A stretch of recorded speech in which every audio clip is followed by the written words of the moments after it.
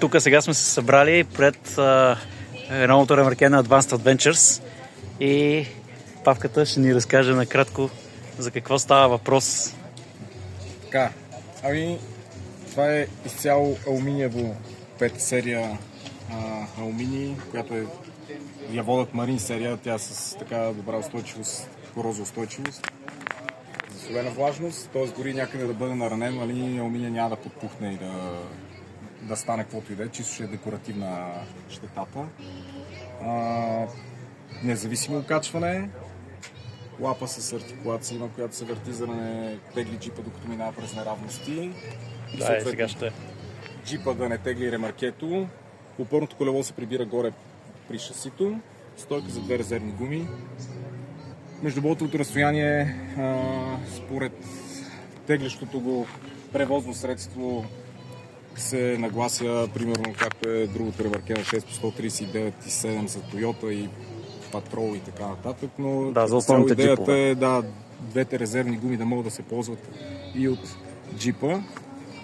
Като с офсета на джантите играем така, че да може да съвпадне трака на ремаркето с трака на джипа. Отделно умишлено е направено с 1,85 широчина на ремаркето, за да може да се вижда през цялото време в огледалата, докато се маневрира, да е по-лесно за маневриране назад, защото с тясно ремарке го губиш и вече го виждаш, когато е заходил в грешната посока. А тук мога да се вижда през цялото време. Отделно конкретно това има и камера за заден ход. За заден ход. Направо много добре изглежда. Платформа за багаж, която се прибира навътре. И отдолу има място за фронтранър. Има два кутии фронтранър, които са за нещата, които трябва да носиш, но не се надяваш да не ползваш като инструменти, ремъци, въжета. Тук има специално отделение, което е за масата, алуминиева. Това нещо, като се прибере, може да се ползва допълнително като маса, ако не ви се разгъва мачка, нещо набързо да хапнете. Имаме дометик, тук хладилник, който е на бърза връзка, изкарана тук в кухненската част за газ.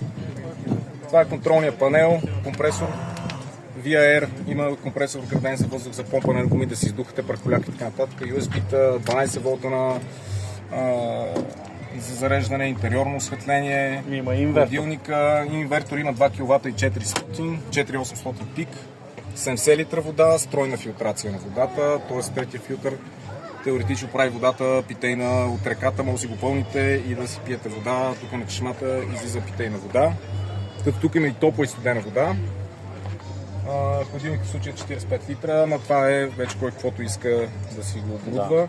Отопление има, което отоплява тук сместената ARB с стая. Тя затваря под, таван, страници, всичко. Пуска си отоплението и от тук отопляваме стаята. Като има и бърза връзка, която се штраква тук и се штраква горе на палатката, в случая не търпи да има горе един вход за въздуховод, но да се вижда и палатката горе. Нивото на водата, 200 ампер-часа ЛиФеПО има. Цяло горе всичко нужно за къмпингуване. И е доста така survival насочено, с идеята да имаш максимална автономност до 1200 вата солар в случая, което 1200 вата, не знам кой ще има с тези панели, но имаш като вариант. Имаш бърз чардж на 220, ако някъде успееш да спреш на бензиностанция, набързо да го напълниш тока, да си възстановиш. Отделно DC чардж имаш. И може да бъде, значи това е основната версия или е някаква средна версия или правена това е като цяло поръчка? Е правена към конкретните изисквания на клиента, които са. Ето там може да се види горе-долу базовата версия, която е с оффроуд пакет. Тук реално сме направили това е базовата версия. Оффроуд пакета е окачването с избора на междуботовото разстояние, стойките за резервите гуми, лапата и опорното колело, което се прибира горе при тегличе горе, за да не пречи. И базово получавате платформата за хладилника, контролера, който е тук. Тоест, примерно имаше хора, хора имаше, които казват, аз имам пауърбанка, примерно, или пауърстанция, не ми трябва такова. Да, взимаш си го, закараш плюс-минус тук и от тук вече си караш. Имаш 12 канала, на които си закачаш всякаквите консуматори и от тук вече да си ги пускаш и спираш, като можеш да си го правиш и през телефона. Това си е фабрично базов версия. Можеш през телефона, ставаш вечер по никое време, цъкаш си през телефона, пускаш си осветлението. Има амбиентно осветление долу, което сега светло не се вижда. Да се препълваме. Но прави един светъл ореол около ремаркето, което ти е точно не те кюрави вечер, но мога да, нали, свети да не се спъваш. Да. Супер. Реално това е, имаш даровините, имаш всичко, което е заготовка.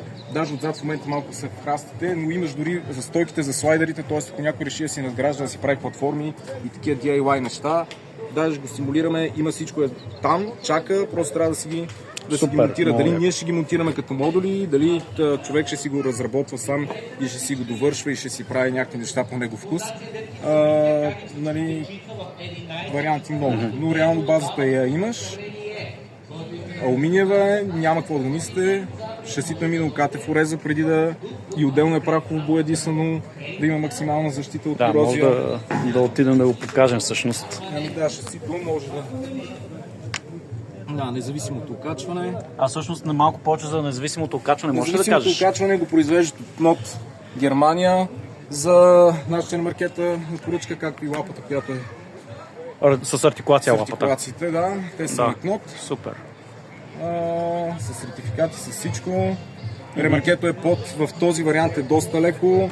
Там с пълното оборудване сме на 710-20 кг. Това говорим с покривна палатка, с пълни резервуари и всичко. Да, което добре. е близко до 750. Окачването да може да работи максимално добре. Добре. И като цяло така, имаме протекция. Тук е място предвидено за газовата бутилка. От другата страна, за да си върнете буклука от планината, като отидете или където сте, има пак такова, което да не ви седи в багажа буклука, а да си го сложите там и да си го приварете с вас. Алуминиева стълба, тя също е стандартно, руф рака е стандартно към базовата версия оборудване. Тук има капачета, които са за заготовки.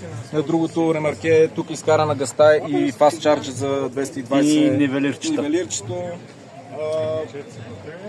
Като цяло, да, безкрайна възможност за надграждане.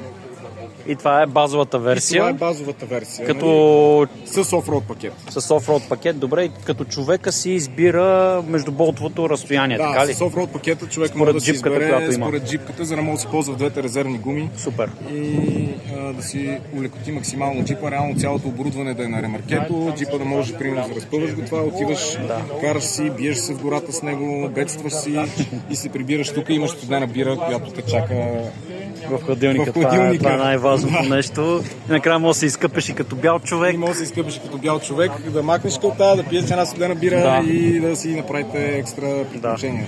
Да. И накрая хората, понеже питат винаги цената на базовата версия. Цената на тази версия, която се вижда тук, е 9800 евро, като в момента за експото имаме 10% отстъпка.